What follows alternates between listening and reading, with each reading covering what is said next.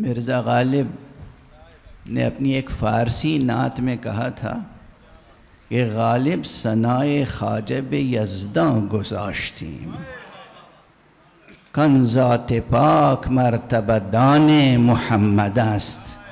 اے غالب، ہم نے تو اپنے آقا کی ثنا کا کام خدا پہ چھوڑ دیا ہے، وہی جانتا ہے کہ ان کا مرتبہ کیا ہے۔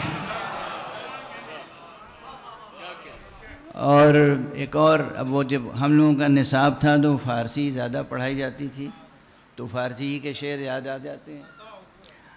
عرفی بہت بڑا شاعر گزرا ہے اور نعتیہ قصیدوں میں اس کا پایہ بہت بلند ہے، اور عاشق امیر المؤمنین علی ابن ابی طالب علیہ السلام۔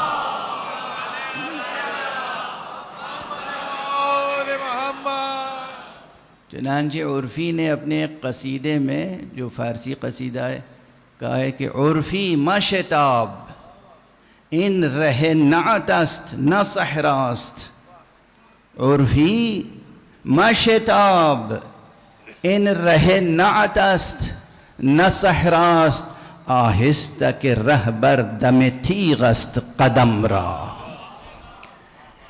دیکھو یہ اے عرفی خود کو خطاب کر کے کہتا ہے، عرفی یہ نعت کا میدان ہے، کوئی صحرا نہیں ہے، بلکہ میں یوں ترجمہ کروں کہ یہ نعت گوئی کی صراط مستقیم ہے، یہ کوئی صحرا نہیں ہے، آہستہ آہستہ آگے بڑھو، اس لیے کہ یہ بالکل تیز دھار پر قدم رکھنے کے مترادف ہے۔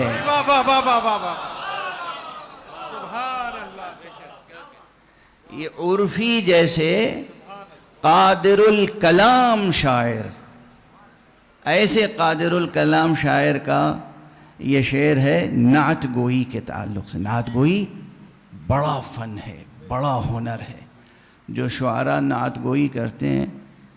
اور جب میں اس وقت نعت گوئی کہہ رہا ہوں نا، تو اپنے مفہوم، وسیع تر مفہوم میں، وسیع تر مفہوم کے معنی یہ ہیں کہ ہم جب منقبت علی لکھتے ہیں دراصل وہ بھی نعت ہوتی ہے، ہم جب منقبت حسن و حسین لکھتے ہیں وہ بھی دراصل نعت ہوتی ہے، ہم جب منقبت حضرت زہرا لکھتے ہیں وہ بھی دراصل نعت ہوتی ہے۔ اب کوئی کہے گا کہ یہ کیا آپ نے فرما دیا، یہ کیسے ممکن ہے؟ تو میں کہوں گا بڑی علمی بحث ہے۔ تفسیر قرآن کے باب میں شروع ہی میں جو لوگ سورہ الحمد کی تشریح کرتے ہیں وہ کہتے ہیں الحمدللہ رب العالمین کے معنی ہے کہ تمام تعریفیں دراصل اللہ کی ہیں۔ ہم کسی بھی چیز کی تعریف کریں، ایک پھول کی تعریف کریں تو دراصل اللہ کی تعریف ہے، ہم سورج کی تعریف کریں تو دراصل اللہ کی تعریف، چاند کی تعریف کریں تو دراصل اللہ کی تعریف ہے۔ یہاں بھی یہی ہے، ہم علی کی تعریف کریں تو محمد کی تعریف ہے، حسن کی تعریف کریں تو محمد کی تعریف ہے، حسین کی تعریف کریں تو حسین محمد کی۔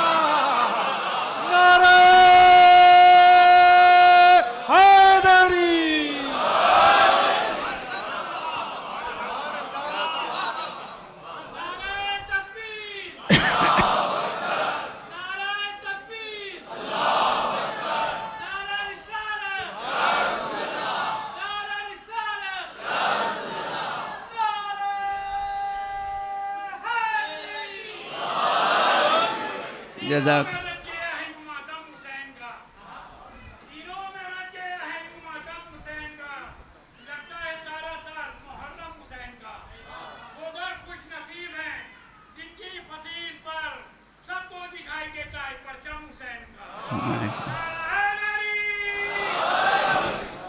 دیکھیے نا، اس بات کو یاد رکھیے گا ہمارے خاص طور سے عزیز نوجوان شعراء، کہ نعت گوئی کی آج ایک وسیع تر تعریف لے کے جائیے گا۔ یہ سب نعت گوئی کے ابواب و فصول ہیں، یہ سب نعت گوئی کے ابواب و فصول ہیں، اور دلیل یہ ہے کہ خدا کی قسم ہم ہمیشہ اپنے کلام میں اسی کی مدح و ثنا کرتے ہیں جس کا تعلق محمد سے نہ ہو، محمد سے ہو، اور کبھی کسی ایسے کی مدح کر ہی نہیں پاتے جس کا تعلق ہمارے نزدیک محمد سے ثابت نہیں ہے۔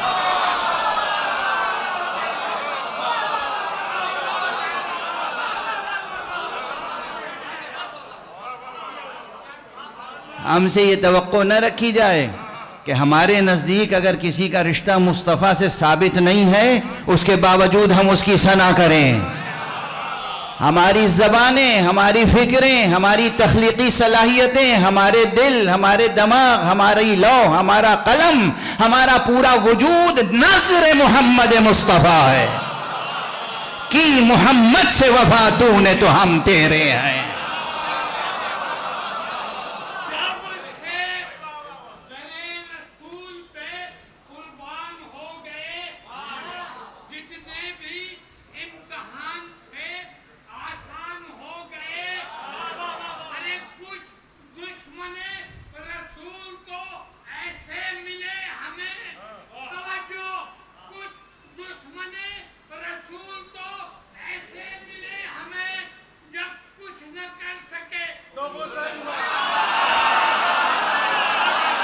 ماشاء اللہ. نعرہ حیدری. ماشاء اللہ، سلامت رہیں. ماشاء اللہ. ایک بلند صلوات پڑھ دیجئے محمد.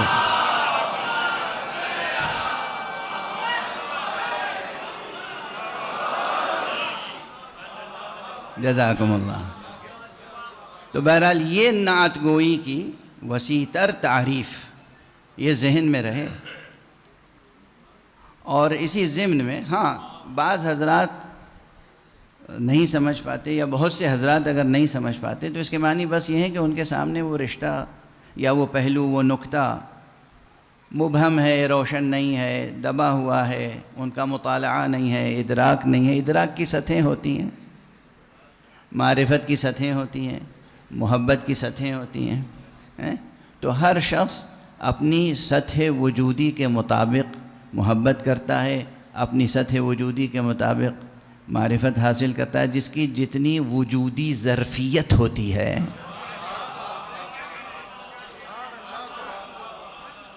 یہ دو اصطلاحیں اس فقیر کی یاد رکھیے گا. میں استعمال کرتا ہوں عموماً لسانیات کے باب میں ایک اصطلاح لسانیاتی ظرفیت، اور ایک اصطلاح ہے تکوین کے میدان میں وجودی ظرفیت. جس کی جتنی وجودی ظرفیت ہوتی ہے وہ اتنی ہی محبت و معرفت رکھ سکتا ہے، اور جس کے پاس جتنی لسانی ظرفیت ہوتی ہے وہ اسی کے اعتبار سے محبت و معرفت کا اظہار کر پاتا ہے.